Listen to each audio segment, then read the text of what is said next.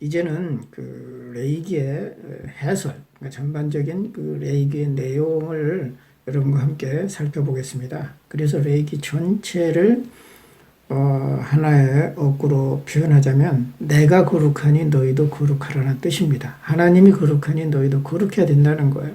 왜 내가 거룩해야 되느냐? 내가 왜 정결해야 되죠? 내가 왜 진실해야 되는 거예요? 대충 살면 되지. 응? 그런데 그 어떤 그런 인간의 이기심과 그 욕망이 이제 하나님의 명령과는 배치되는 경우가 종종 있는 거예요. 정말 너희가 정말 하나님의 자녀가 되려거든 우선 거룩해야 돼요. 그리고 하나님의 자녀가 돼서는 정결해야 돼요. 깨끗해야 된다는 거죠. 그리고 이제 진실해야 된다는 거죠. 이제 이런 것들은 이제 신약 시대인 예수님 시대에도 계속 이어져 내려오고 있는 겁니다. 그래서 지금부터는 이제 내가 쓴 책 구약성서 역사 이야기 101페이지에서 117페이지에 있는 내용을 가지고 여러분과 함께 천천히 생각해 보기로 하겠습니다. 이제 여러분들에게 아까 말씀드렸던 그 레이기의 제사법에 대해서 얘기를 하면 이집트를 탈출한 이스라엘 공동체와 이제 시내산 계약을 맺죠, 하나님께서는. 그런데 그 하나님은 성막에 계십니다. 그래서 아까도 얘기했지만 성막은 이제 이동식 성전이다 그랬죠. 광야 생활을 하면서 이스라엘이 만들었던 그 성막인데, 그래서 성막은 거룩한 장소요, 야훼 하나님과 이스라엘이 만나는 장소인 거예요. 그래서 이스라엘은 이곳에서 야훼 하나님께 예물을 바치고 제사를 지냅니다. 우리가 보면 레위기는 성막에서의 제사법과 제사장들이 할 일들을 자세하게 기록을 하고 있습니다. 예를 들면 동물을 잡아다가 제단에다가 피를 뿌리고, 때로는 동물의 그 내장을 태워서 하나님께 또 제사를 지냅니다. 이런 걸 보면 이제 오늘날의 상황과는 많이 다르죠. 교회에서 이러지는 않죠. 그래서 이제 예수님 이후에 우리 기독교 공동체는 이제 유대교하고는 이제 결별되죠. 그래서 유대교는 사실은 유대인만을 위한 종교입니다. 그래서 다른 민족에게 전도를 하거나 선교하지 않습니다, 유대교는. 그래서 유대교는 어떤 민족적인 종교고 그 유대인에 한정되는 종교인 거예요. 그래서 선교를 할 필요성은 느끼지 않고 또 선교하지도 않습니다. 그런데 하나님의 말씀이 만인을 구원하는 말씀이 되기 위해서는 전파돼야 되는데, 바로 그 전파되기 위해서 또 예수님이 오셨고, 그 예수님이 이제 중심으로 형성된 기독교 공동체는 유대교 안에 있어서는 하나님의 말씀이 전파되지 않으니까 결국은 헤어질 수밖에 없었다. 그런 겁니다.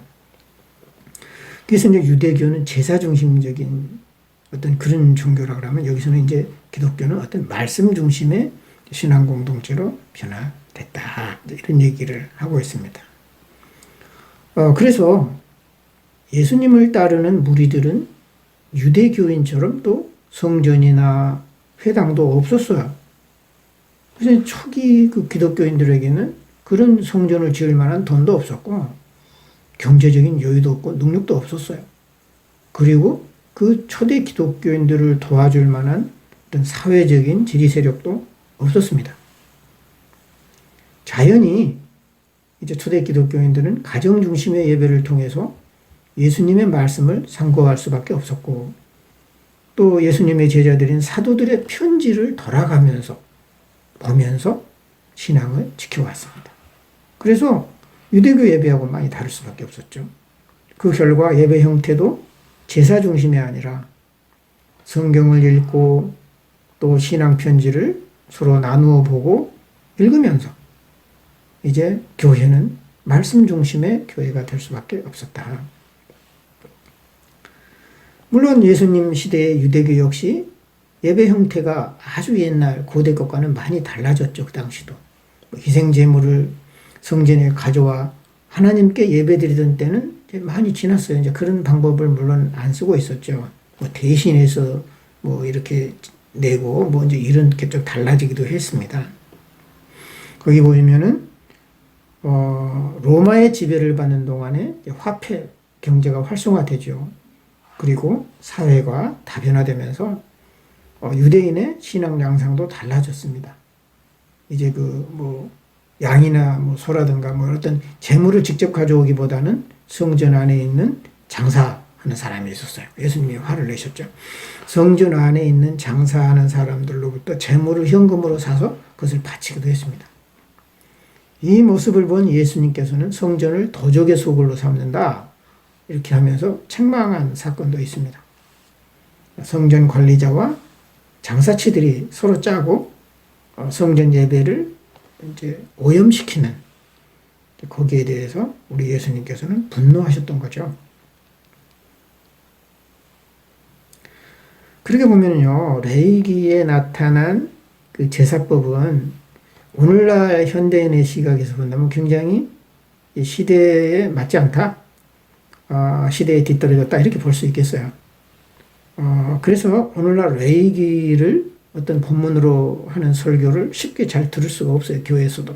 이것은 특별히 이제 제사장에 관련된 거고, 또 현대 교회랑 잘 안 맞는 얘기들이 많이 나오기 때문에 그걸 그대로 적용하기가 어려워서 아마 그러지 않았을까라는 생각이 듭니다. 그래서 또 어떤 사람들은 오경 안에 나타난 여러 제사법을 또 현대 기독교적인 시각에서 또 재해석하기도 하죠. 예를 들면 성막과 희생제물을 예수의 임재 혹은 구원의 상징으로 해석하고, 또 구약 성경에 나오는 내용을 신약 성경에 있는 식으로, 신약 성경의 눈으로 이제 해석하는 이런 경우가 있습니다. 이런 것이 잘못됐다는 건 아니에요. 그렇지만 예수님의 제자들 역시 예수님이 구원자라는 사실을 강조하기 위해서 어떤 구약에 있는 모든 내용들을 예수님과 연계지어서 해석을 하는, 또 그것이 이제 기독교 전통으로 자리 잡고 있는, 그래서 구약은 어떤 신약의 관점에서 봐야 된다, 이렇게 이제 얘기를 많이 하게 됐죠. 근데 이제 사실은 여러분도 잘 아시다시피 구약 성경이 먼저 나왔습니까? 신약 성경이 먼저 나왔습니까? 구약 성경이 먼저 나왔죠, 오래전에. 그리고 예수님도 구약 성경을 언급했죠. 예수님 당시에는 신약 성경이 없었기 때문에.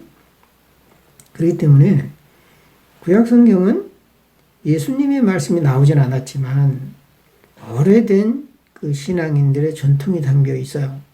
그래서 구약 성경은 구약 성경대로의 독자적인 가치라고 할까요? 독자적인 어떤 위치가 있어요. 그런데 이것을 구약 성경을 신약 성경의 빛으로 다 보면은 구약 성경을 전부 이해하지 못할 수도 있다. 왜냐하면 신약 성경이 나오기 전부터, 오래 전부터 존재했기 때문에 그래요.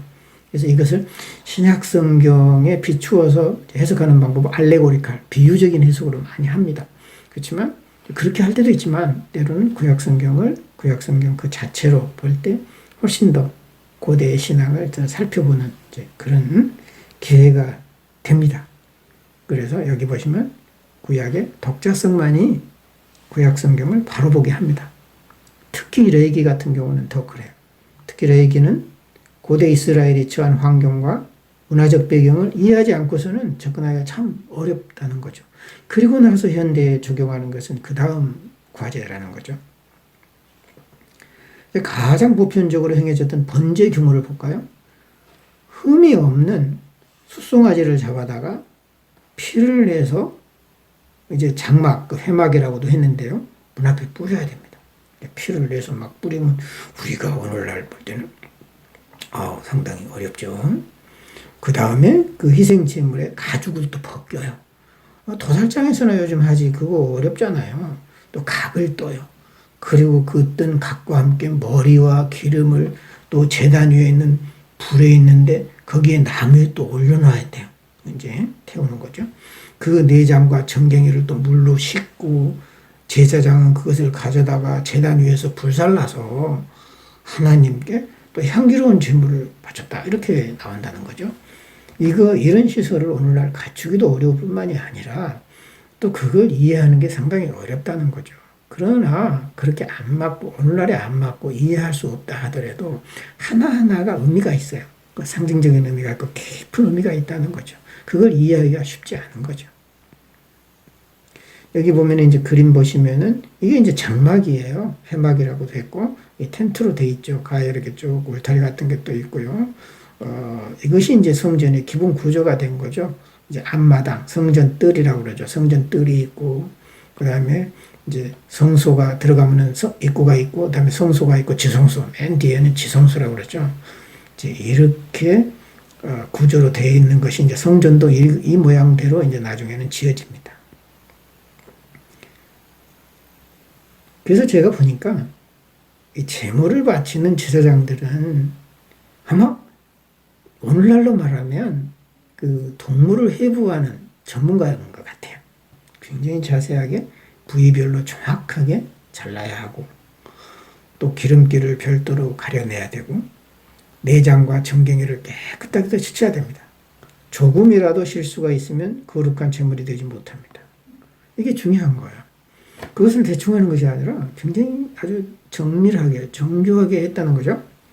그래서 바벨론에도 보면은요, 희생 제물의 내장을 살펴서 그 이제 전쟁할 때도 그 간을 살펴봤다 그래요.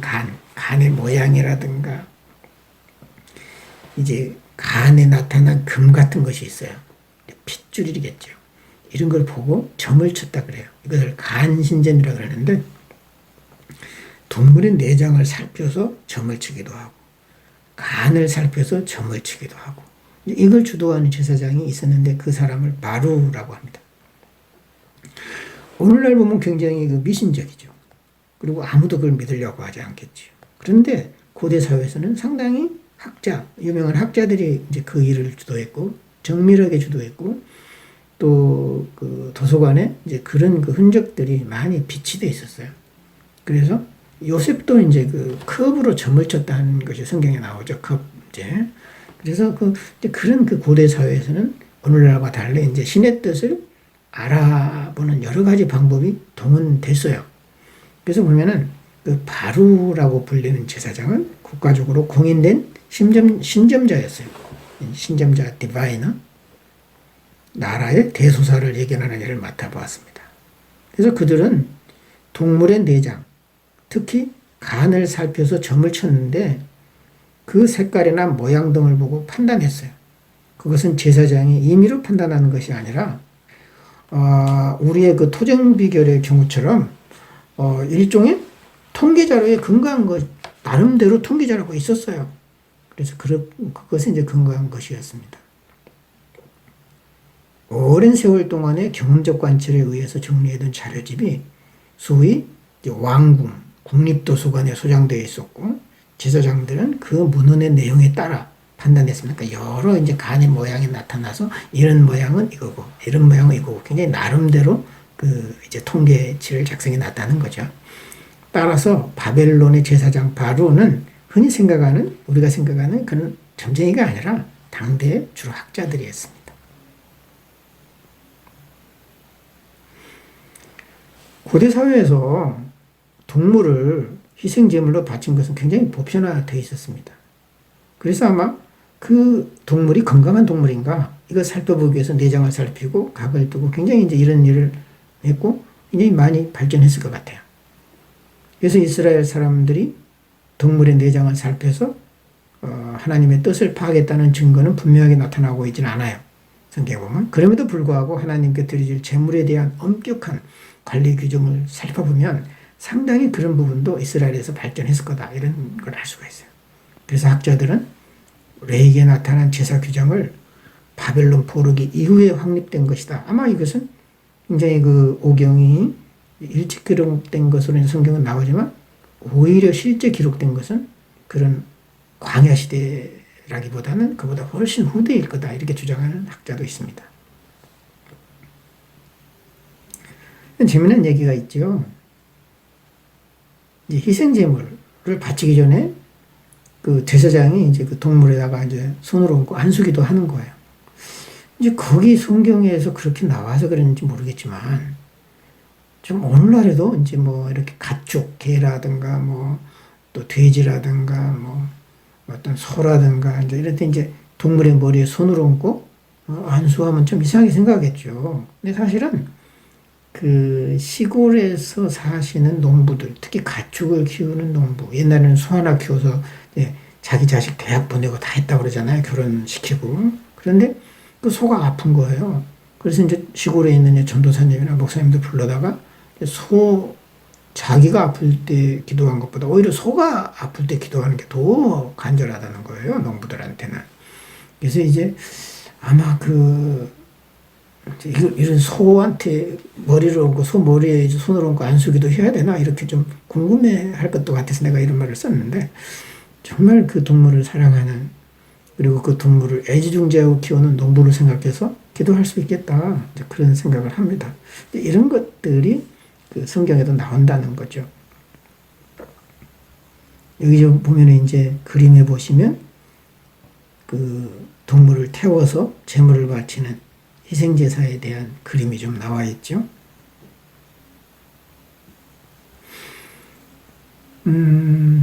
그래서 이제 여기 쭉 보시면은 레위기의 규정은 단지 하나님께 바칠 제물이 온전하기를 바라는 마음에서 행해진 것이지 오늘날 농부의 마음을 헤아려 기록된 것은 아니라는 거죠. 보면은 하나님께 바칠 제물을 위해 동물의 머리에 손을 얹어 기도하는 것이 가능하다면 애타게 바라는 농부의 심정을 헤아려서 그 농부를 살릴 소에게 안수기도 하는 거 그렇게 나쁘지 않겠다. 그리고 이제 교회에 다니는데 이제 목사님이 자기 교인 중에 그런 어려움을 당했다 그러면 얼마든지 기도할 수 있는 거죠. 어떤 사람에 대한 사랑, 또 동물에 대한 사랑의 마음에서도 충분히 할 수 있겠다. 그런 생각을 해봤습니다. 이제 그 번제 말고도요, 여러분, 번제뿐만이 아니라 곡식을 바치는 소제, 또 화목제, 속죄제, 그리고 성물, 거룩한 물건에 대한 범죄가 이제 일어날 수 있어요. 이제 부정하게 대했다라든가 관리를 잘못했다라든가. 이런 범죄를 저지를 때 그 재물에 대한 범죄를 바칠 때 이제 하나님께 이제 속죄를 받아야 되는데 그럴 때 이제 속건제라 그래요. 그래서 이런 설명이 레위기 1장에서부터 7장까지 자세하게 소개되어 있습니다. 그 다음에 이제 제사장의 임무에 대한 얘기가 이제 8장에서 10장으로 이어지죠. 여러분, 제사장들의 가슴 보시면은 우림과 툼빔이 이제 담긴 에봇이라고 하는 것이 이제 흉패에 매달려 있어요. 여기 쭉 이제 그 에봇이 있는 제사장들 모양이 안 나와 있네요. 여기 보시면 이제 에봇이 있는 그 제사장의 모양이 있는데요. 그래서 우림과 둠빔은 이제 제비뽑기 할 때 그 제비로 불리기도 하죠. 그래서 우림과 둠빔은 일종의 보석 혹은 작은 돌멩이 같은 것이었을 거다. 그리고 뭐 국가의 큰 일을 결정하거나 재물을 선정할 때 하나님의 뜻을 알고자 할 때 사용됐습니다. 그래서 우림과 둠빔을 이용한 제비뽑기, 제비신점이라고도 하는데요. 제비뽑기는 하나님의 뜻을 물을 때 사용됐어요. 이제 어떤 양 2마리가 있으면 염소 2마리를 놓고 어떤 것이 하나님께 제물로 바쳐져야 됩니까? 그래서 이제 제물로 바쳐지는 것을 선정하고 나머지는 광야로 내보낸 아사젤이라고 불렀죠. 이제 이런 것도 이제 제비뽑기를 통해서 했다는 거죠. 그래서 거기 보시면은 예를 들면 하나님께 바칠 양을 가려내기 위해서 제사장들은 제비를 뽑았죠. 2마리 양 중 1마리를 뽑아서 하나님께 바치고 다른 양은 광야로 보내는 관습이 있었는데 이때 사용된 제비는 제사장의 가슴에 보관된 우림과 둠밈이었을 거다. 번제를 드리는 거죠. 그 재물에 대한 그 죄에 대해서 성경이 이제 얘기한 게 굉장히 우리 현대인들이 볼 때는 굉장히 섬뜩하죠. 제사 규정을 강조하는 관역에서 한 가지 섬뜩한 이야기가 소개된다. 아론의 아들 나답과 아비후가 이제 법에 정해진 불을 사용하지 않고 다른 불을 썼나 봐요. 뭐 우리 생각에는 이 불 쓰나 저 불 쓰나 뭐 관계가 있겠냐 할지 모르지만 꼭 이럴 때는 이런 불을 쓰고 저럴 때는 저런 불을 써라 정해진 것 같아요. 근데 정해진 불을 쓴 것이 아니고 다른 불을 가져다가 하나님께 분향을 했어요. 근데 그걸 하나님이 연락을 안 하시고 그 불이 오히려 그들을 삼켜버렸다. 어떤 불을 쓰더라도 하나님께 예배 드리기 위해서 불을 썼는데 그들이 그 불에 의해서 삼켜졌다는 거 굉장히 이해가 잘 안 가는 겁니다. 그래서 오늘날 같으면 하나님이 사랑의 하나님이신데 그 하나님을 위한 예배를 드리다가 실수할 수도 있는 건데 그걸 그렇게 아주 심각하게 징벌을 하느냐 이렇게 생각할 수도 있을 것 같아요. 그 정도로 고대인들은 그 하나님의 것 또 하나님 자신에 대한 그 불경한 것은 용납을 안 했습니다. 오늘날하고 많이 개념이 달라요. 그래서 이제 굉장히 엄격한 규정이 있었다. 그래서 이 일로 인해서 이스라엘 공동체는 굉장히 슬픔에 잠기게 되고 모세는 그런 일이 다시는 발생하지 않도록 회막문에 나가지 말아라 이렇게 얘기도 합니다. 재물을 잘못 들여서 벌을 받는 일 이제 이런 것들이 우리나라 이야기도 나와요. 이런 비슷한 이야기가 삼국유사 2권에 보면 신라 말기에 충지 잡간이라는 사람이 있었어요. 그 사람이 장군이 됐는데요. 이때 영규 아간이 아마 부하였던 것 같아요. 그 장군의 이름을 빌려서 대신 제사를 지냈어요. 그러니까 그 장군이 직접 제사를 지낼 때 자기 이름을 써야 되는데 그 장군이 지낸 것처럼 하고 부하가 지냈다는 거죠. 이제 그런 뜻 같아요. 그래서 그 제사 규정이 있는데 제사 규정을 무시하고 함부로 제사를 지냈다는 겁니다. 근데 이제 단오날이 돼가지고 이제 고사하는 과정에 갑자기 대들보가 무너져서 이제 죽게 됐다. 이제 이런 얘기가 나와요. 이거 우연히 그 대들보가 무너져 죽을 수 있지 않냐? 이렇게 이제 우리 현대인들은 생각할 수 있겠죠. 근데 이제 고대인들은 아니야. 제사를 잘못 지내고 아마 부정 타서 그랬을 거야. 이렇게 생각한다는 거죠. 그만큼 그 신에 대한 제사는 엄격했고 굉장히 조심했다. 그런 얘기들이 성경에 나오는 겁니다. 그래서 여기 보면은 이 이제 레위기의 얘기나 또 삼국유사에 나온 이야기들 두 이야기를 보면 제사 규정을 어기고 함부로 제사를 지내다가 변을 당한 이야기인 거죠. 그래서 어느 사회를 막론하고 이제 신에게 바치는 제사 행위는 거룩해야 되고 그렇지 못할 때 신의 노여움을 사서 해를 입게 된다는 그런 민간 신앙이 있었어요. 그래서 이제 그런 신앙의 잔재로 보인다. 내 책을 여러분들 읽어보시면 우리나라 얘기를 가끔 해요. 우리 왕들에 대한 얘기, 민간 신앙에 대한 얘기, 처음부터 창조 이야기에 대해 우리나라 창조 이야기를 소개하기도 하고요. 또 당군 이야기도 하고요. 그렇기 때문에 이제 어떤 학생들은 교수님 헷갈리게 성경 얘기만 하시지 우리나라 얘기를 하십니까? 그렇게 물어요. 굉장히 저는 의도적입니다.